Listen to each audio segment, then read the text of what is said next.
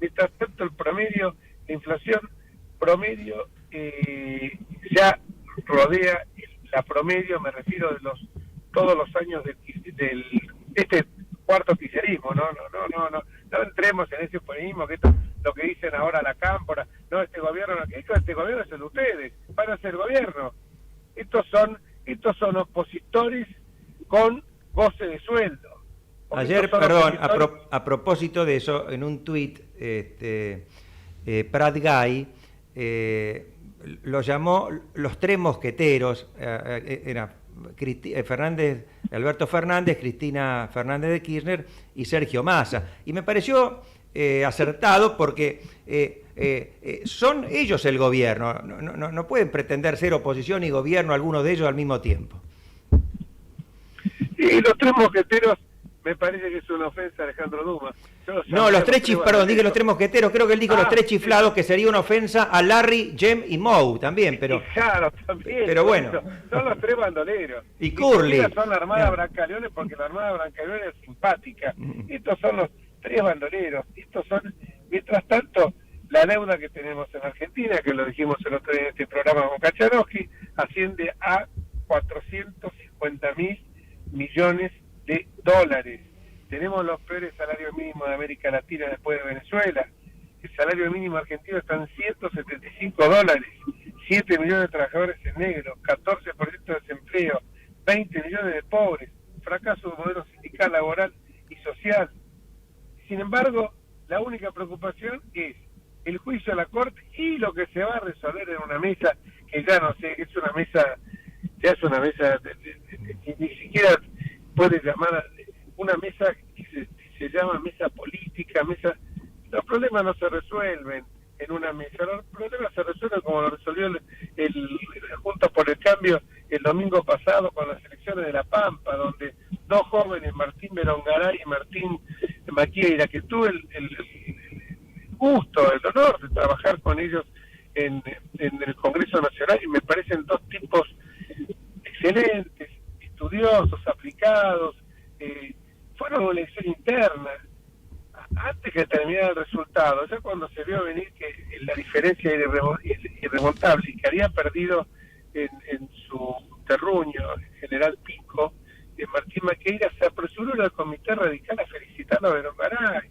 Dice que Berongaray, cuando lo vio, se llenó de que fue tan importante eso como el triunfo, me comenta gente que estaba allá. ¿Por qué?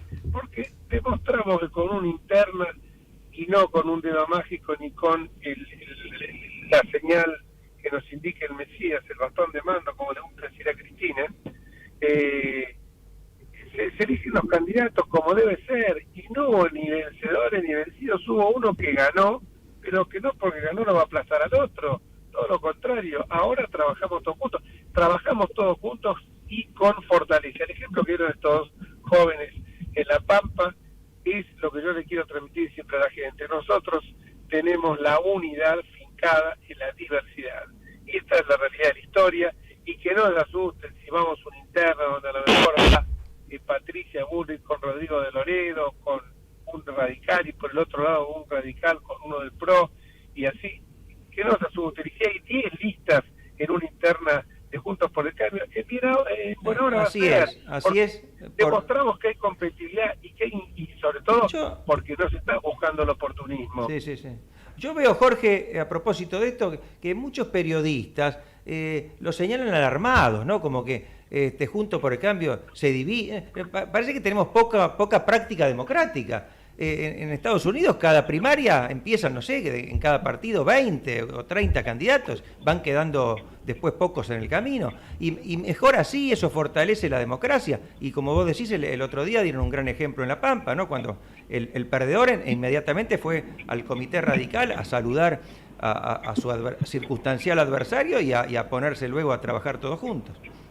Seguro, no se termina, porque si no realmente sería una hoguera de vanidades esto, en lo cual nos terminaríamos consumiendo todos. Esto es así, si no, tanto preconizar el trabajo en equipo, nosotros somos una banda como el kirchnerismo, nosotros no queremos el poder como botín, no nos enamoramos de eso. Lo que pasa es que ellos ni siquiera tienen un método y por eso arman esta mesa, que vamos a ver qué sale de ahí, porque algunos no van a ir, otros la van a deslegitimar, mezclan dirigencia política con piqueteros, dirigentes sindicales. Claro, entonces unos llevan a unos para tratar de perjudicar a los otros, en fin, ya sabemos, ¿no?, lo que va a salir de ahí. Para mostrar músculo, sí, como se dice. Claro, claro. Y ahí lo que va a salir es que todos van a llevar sus propuestas a la duquesa de Calafate, y la reina de la Patagonia va a decir va esto o el otro con el tema mágico. ¿Cuántos votos tenía Alberto Fernández? Yo creo que cualquiera de nosotros en el consorcio de copropiedad de su casa tiene más votos que Alberto Fernández en todo el país. Sin embargo, fue electo Alberto Fernández. Uh-huh.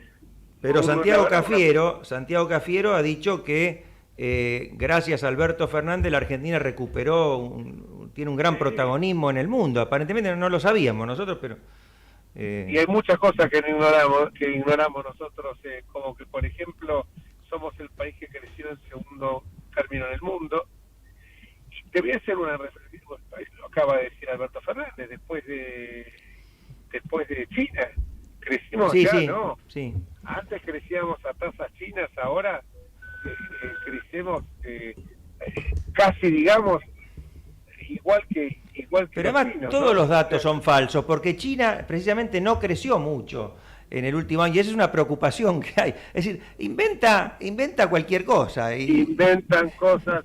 Mira, he escuchado algo estos días de un empresario, no lo voy a mandar preso, porque me parecería una falta de respeto, pero un empresario muy grande de la Argentina, y esto es bueno decirlo porque hay un empresario sumamente prebendario que ha vivido siempre de la teta del Estado. Son varios, así que para identificarlos, quédate tranquilo, no nos vamos a dar cuenta. Bueno, que hay un montón. este empresario me dice que estuvo en Europa y que está muy preocupado por la inflación porque tienen una inflación del 500%. Entonces lo miro horrorizado, 800%. Lo miro horrorizado y le digo, no, porque le digo, ¿cómo 800%? Y sí, porque el último año habían tenido una inflación en el 2020, creo que fue, en el 2021 una inflación del 1%, en el año 2022 tuvieron una inflación del 8%. Entonces de 1 a 8 hay un 800%. Si un empresario razona así, le digo, mira, entonces quiere decir... Pero eso lo dijo Alberto Fernández, Jorge. Eso lo dijo Alberto Fernández. Lo dijo Alberto Fernández, pero lo repite como... yo pensé que este empresario lo decía irónicamente después de lo que había dicho Alberto Fernández. No. Ese empresario lo dijo y en la mesa estaba sentado un amigo nuestro, acaba de venir de España, me dijo, no te imaginás, la gente está desolada en España porque ven el fin de Europa. Europa va a servir, contesta el empresario en nuestra conversación, claro que no habían bebido ninguna sustancia extraña ni alcohol siquiera. Dice, vos sabés que Europa el único que puede vivir ahora, España, Italia, Inglaterra, Francia, es del turismo y la gastronomía, porque con el tema de la guerra, con el tema de la invasión rusa, la energía, el petróleo, todo se está acabando, no hay minerales, nosotros somos la reserva del mundo. Bueno, cuando escuché eso, esto iba acompañado de otra cosa que dijeron, muy bien, me pareció también algo desopilante, que fue, les aclaro que estoy estacionado y no puedo avanzar porque estoy viendo por todos lados que esto es un caos, sí. donde se lo mire. Anda, cerrar el concepto porque tenemos a alguien en línea para que podamos perfecto. hablar.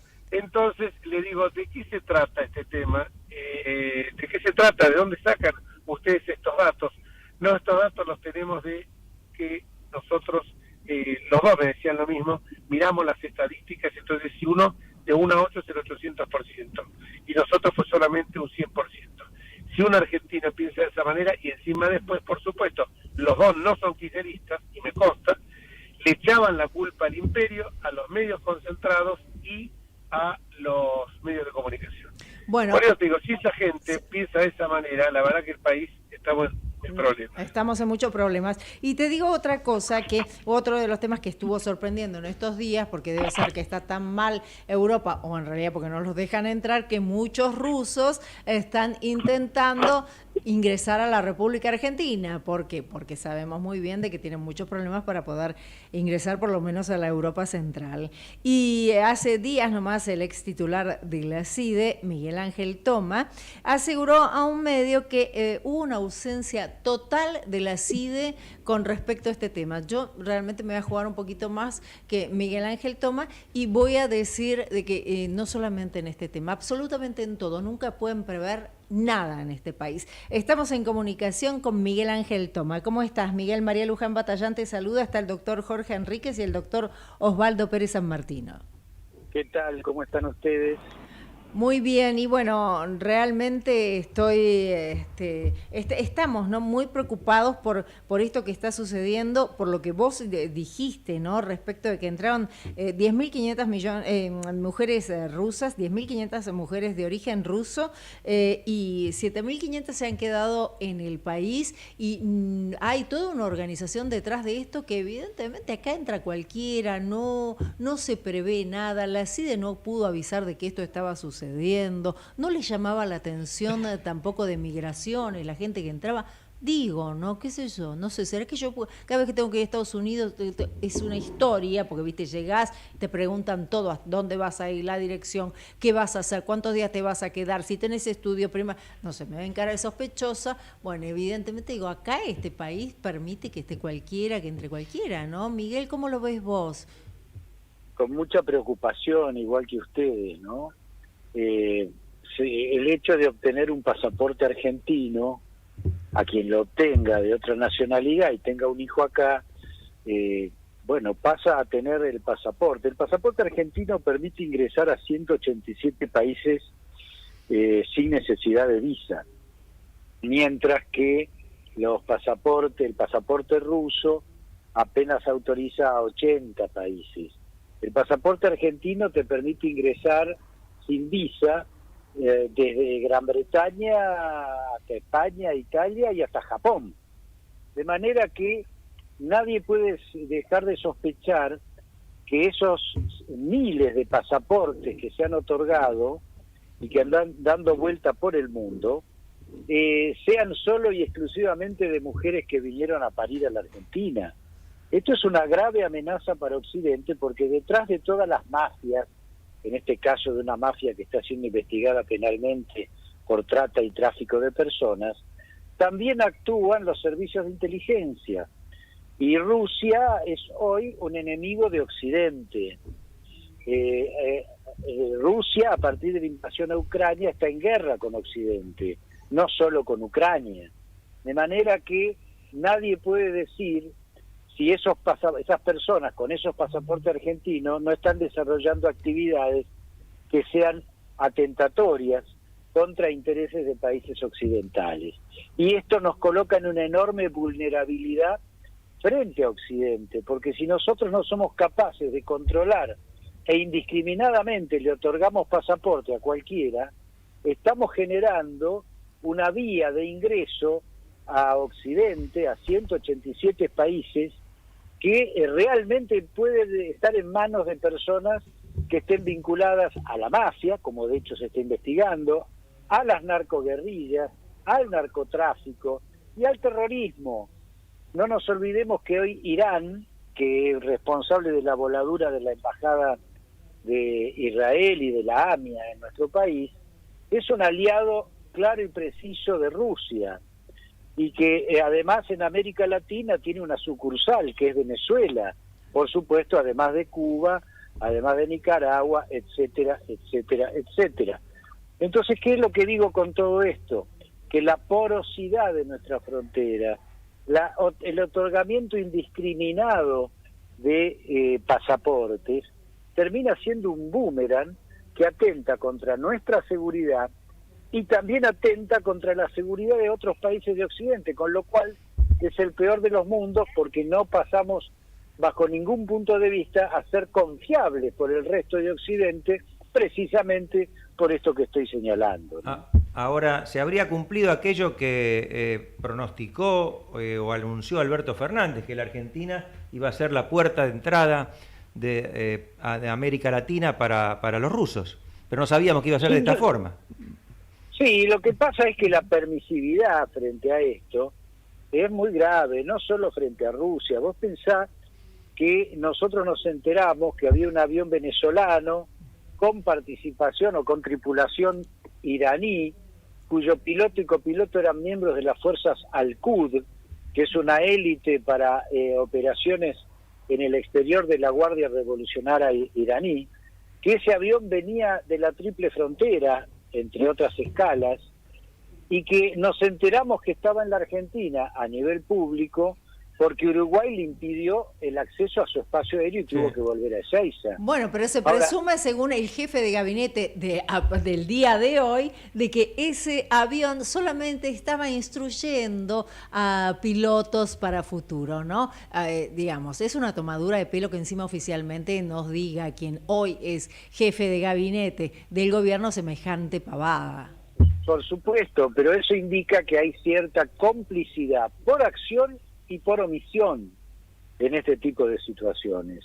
Acá hay una responsabilidad indelegable del gobierno nacional en que se produzcan este tipo de filtraciones y esta porosidad, donde uno nunca termina de saber en qué medida lo hacen o se les pasa por delante porque son unos inútiles, o en qué medida hacen la vista gorda porque obviamente tienen un alineamiento con estos países. Eso es lo que iba a preguntar, porque evidentemente en las manifestaciones que hacen, muchos de ellos tienen una enorme afinidad con Cuba, con Nicaragua, con Venezuela. Por eso digo que por acción o por omisión, acá lo que se está verificando es un realineamiento de la Argentina, de este gobierno, con todos los que están en contra de Occidente. Y además una clara dependencia de naturaleza ideológico-política del Foro de San Pablo. El Foro de San Pablo hoy es la usina ideológica que genera una serie de conflictos en América Latina. Recién lo escuchaba Jorge, que contaba que un empresario amigo le decía que la Argentina es el gran reservorio de energía y de minerales, ¿no?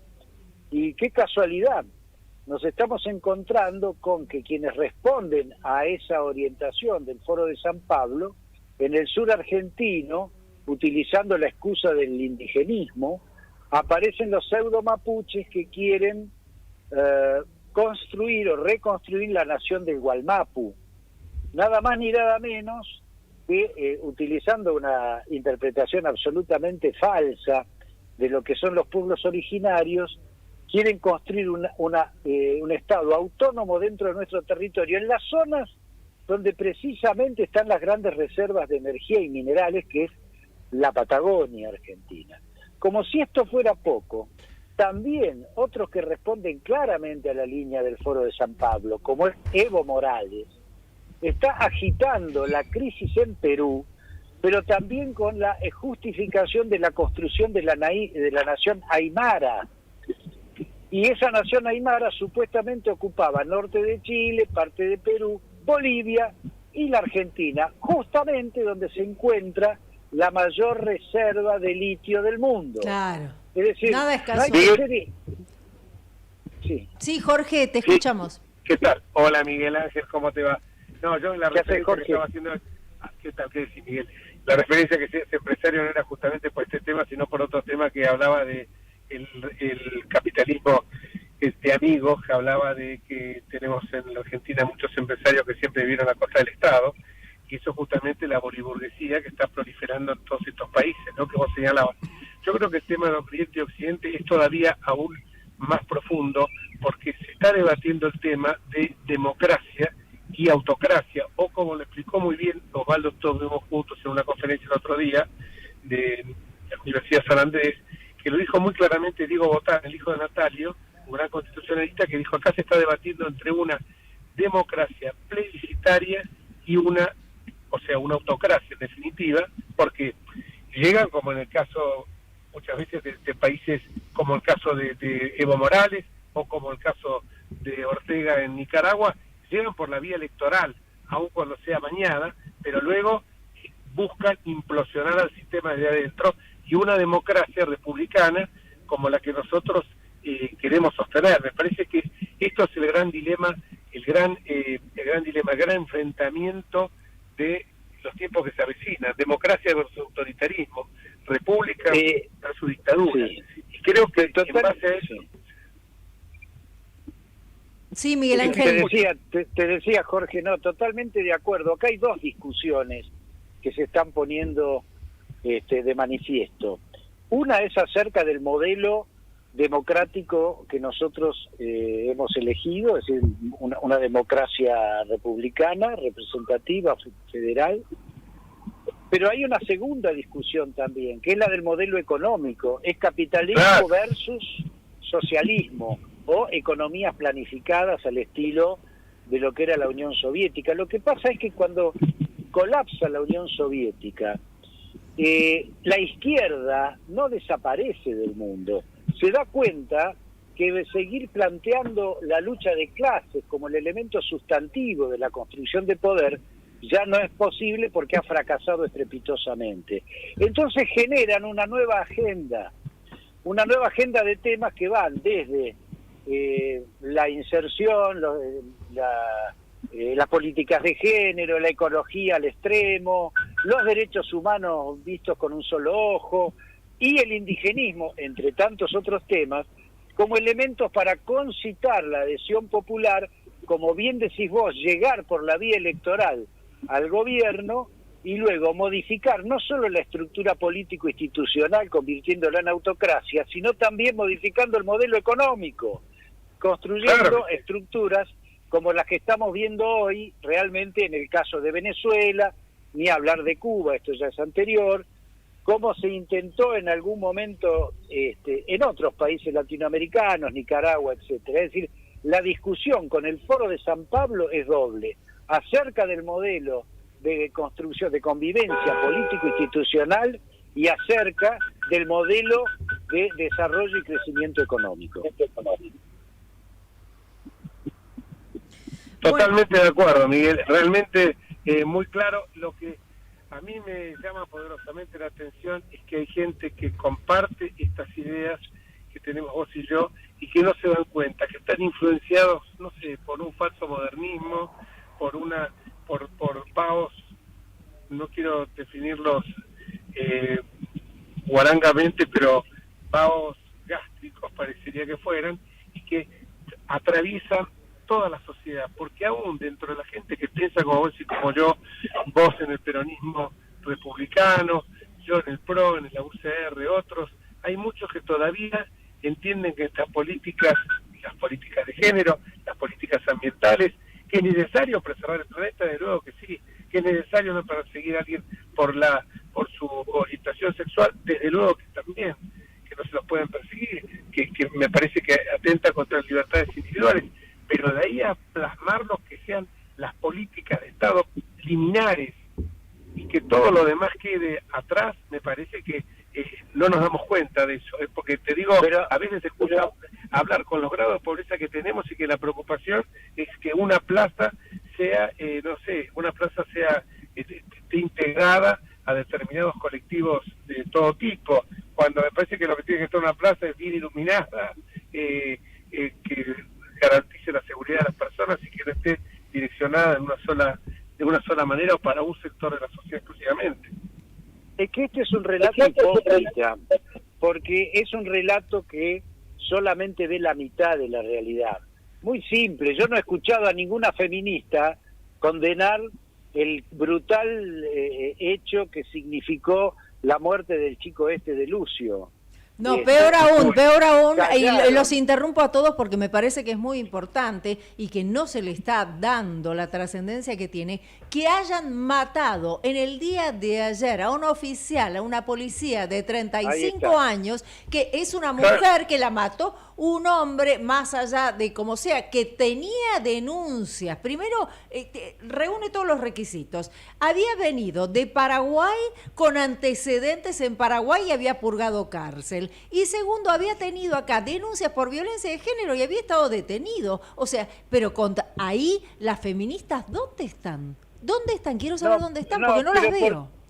Porque se trató de una mujer policía, este es el tema. Por eso digo la hipocresía y el doble discurso del relato progresista.